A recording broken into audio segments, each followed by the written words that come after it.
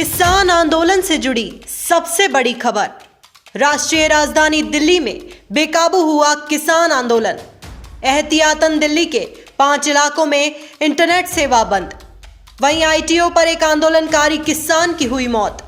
किसान की मौत की अभी तक नहीं पता चली वजह।